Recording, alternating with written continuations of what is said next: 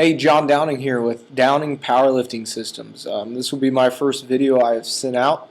Hopefully it assists some of you in your uh, lifting endeavors, whether it be for yourself or to get stronger or whatever your focuses are. Today I'm going to be focusing on two things. First, how I got into the sport of powerlifting, and second, why you should jump into your first meet, whether it be that you are an aspiring powerlifter or that you're someone that just finds yourself constantly in the gym. So, two things, how I got into the sport and why you should jump into it too.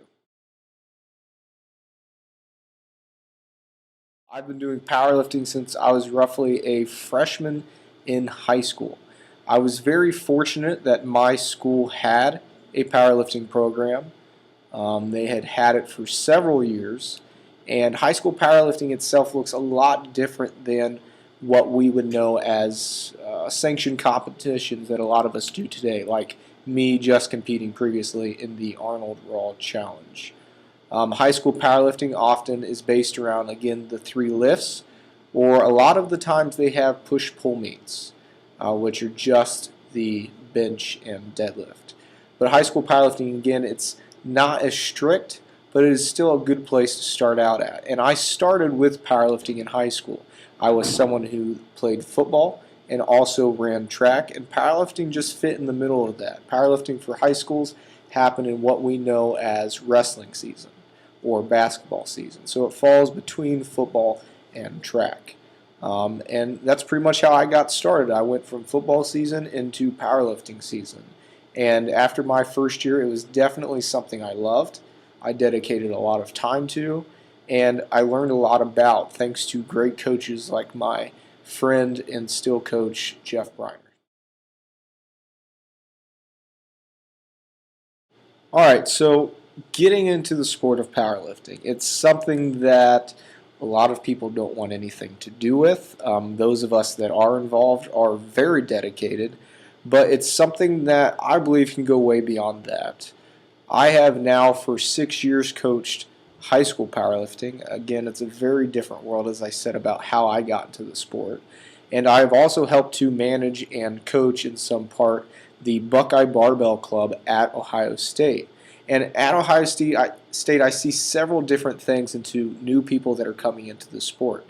We've had a lot of growth in the past few years, and we've seen a lot of people coming from various backgrounds, whether it be people that had just been in the gym or people that are coming from backgrounds like CrossFit. But we have several different people coming to powerlifting, a lot of which are former athletes in other sports that did not carry that on into college. So, the aspiring powerlifter, this is the person that's in the gym, they're working up to some heavy weights, they're thinking about entering a meet, but still something is holding them back. I come across this all the time in the gyms I work out at, with people I train, and often their excuse is, I'm just not good enough yet. Well, hate to say it, but really, you never reach that point until you get to a meet. If you can do the weight in the gym, you still might not be able to do the weight in an actual meet. The best thing you can do is jump into a meet. A great friend of mine, Johnny Candido Training Systems, he had competed in a few meets. I met him at Raw Nationals last year, and I encouraged him to continue to do even more meets. When you're first starting out in the sport, it's great to do as many meets as possible. Now, that doesn't mean too many in a year, but it's good to just get into the meet atmosphere. You learn meet strategy, you learn how your body reacts in a meet, doing all three lifts in the same day, as well as getting used to whether you have to cut weight or not for the meet. So if you're an aspiring powerlifter, you need to get your feet wet. You need to jump in, you need to do your first meet, and you just need to get the experience under your belt regardless whether you're going to break records. And then we have powerlifting meets for the aesthetic person, or the people that are in the gym to stay in shape or to just get stronger for their own purposes. Powerlifting, I believe, is also great for these certain athletes in the gym. Powerlifting is a sport where in reality it is you versus the bar. It is a singular competition. Sometimes you are on a team, but really you can still only do what your body is capable of doing. So there is really no direct competition. Once you get into very competitive meets, you will find some of that direct competition that former athletes crave. But for just the person that needs that fitness motivation, powerlifting is key.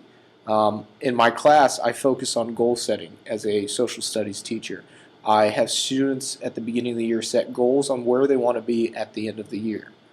I have students that don't need to set goals because they are internally motivated, but I have some students that need that external motivation, which is very key. Very key. These students, I print the goals up on the wall, and the students that need that external motivation, they're the ones that are constantly going over to check those goals I have posted on the wall to see where they're at, because they need that external motivation. If you're someone in the gym and you find yourself lacking motivation, powerlifting can be that external motivation.